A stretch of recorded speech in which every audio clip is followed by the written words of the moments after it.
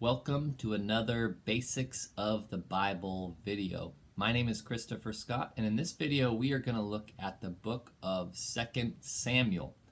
2 Samuel. So I've been doing these videos, Basics of the Bible. There's 75 different videos I've been doing, going from Genesis to Revelation, talking about what are the basics, what are these books about.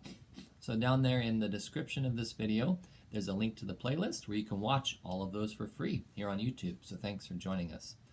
So 2 Samuel, the one-word description for 2 Samuel I've chosen is uniting.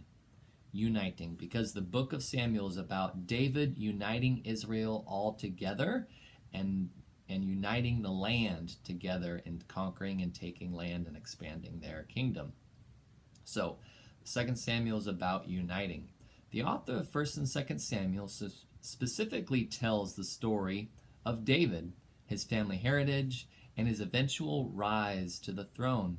Besides our Savior, Jesus Christ, no other character in the Bible has as many words written about him as David. So there's the most words written in the Bible about Jesus. Jesus is the one person where we learn the most about. But second to Jesus is David, that we get to read about primarily here in 2 Samuel. The whole book is pretty much about him. So the audience is the nation of Israel to describe who David is and the height of their kingdom and to tell about the prophecies of Jesus. The date the book was written was likely 931 BC. So down there in the description, I've got some notes that I'm using for this video, as well as the big events of the Old Testament times and the dates. And 931 BC is likely when the book was written, no later than 931 BC, because in 931 BC, the nation of Israel splits to Israel in the north with 10 tribes and Judah in the south with 2 tribes. And so the book was likely written before 931 BC, before the split.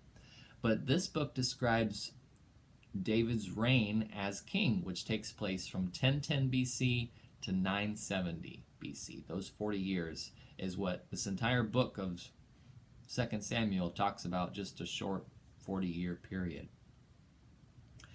A key verse in the book that I've chosen is 2 Samuel chapter 7, verses 12 through 16. I'm reading from the New American Standard Bible. And it's when Nathan the prophet gives a prophecy to David. He tells David a prophecy that God has given to Nathan.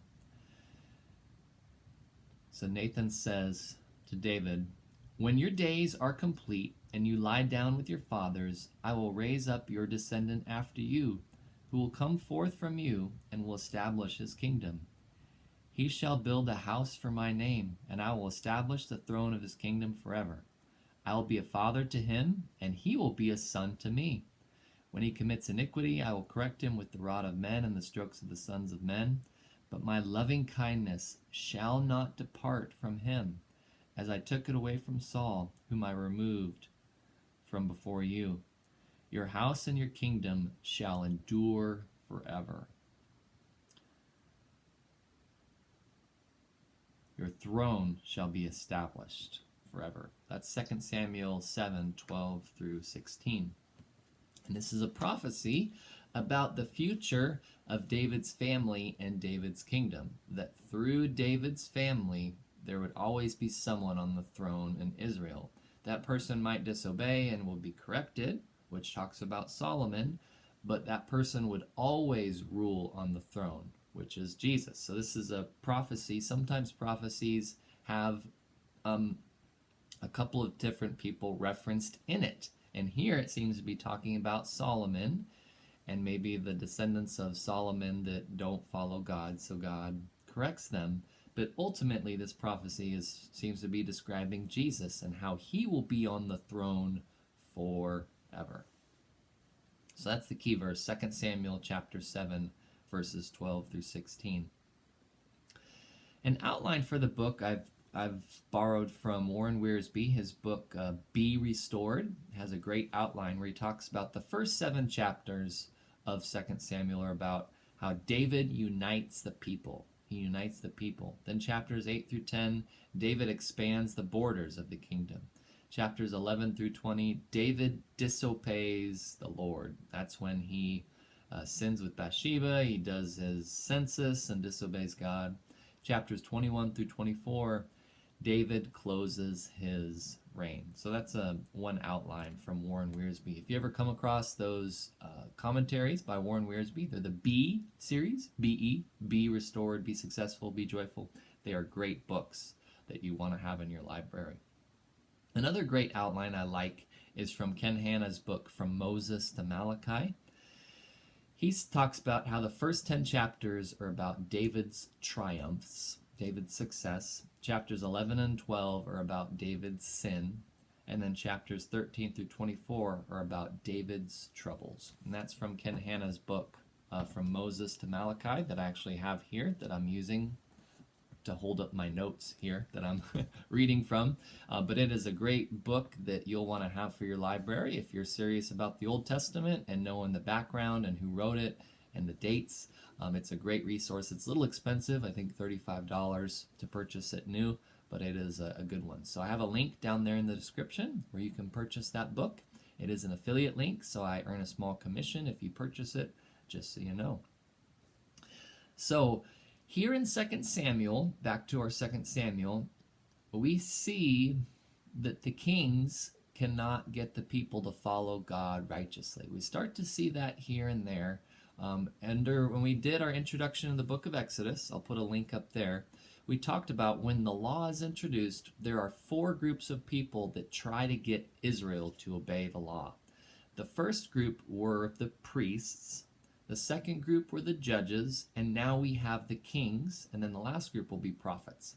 And there are 4 groups of people that try to get Israel to obey the law and live righteously based on the law. But each of those 4 groups all fail. And in 2 Samuel, even though David started out great, and he started out as a man after God's own heart and leading the nation well, we see that even a king cannot get Israel to obey God, sadly. So we have that process continued of those 4 groups, and the king is now focused on here about Israel wanted a king in 1 Samuel. Put the link to 1 Samuel there if you missed it. They wanted a king, but now the king can't get them to obey God like they want to.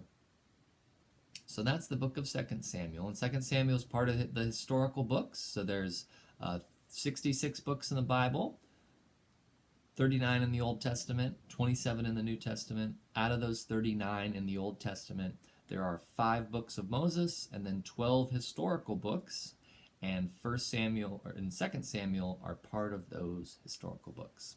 So my name is Christopher Scott. Thanks for watching this video. I hope you found it helpful and hope that I can catch you again for another series of video. If you found this video helpful and want to subscribe to my monthly email newsletter, there's a link down there in the first comment of this video where I will give you 1 email a month. My promise is I only email you once a month, and I give you links to my newest articles that were published in the previous month, and then I give you links to the newest YouTube videos that I make here.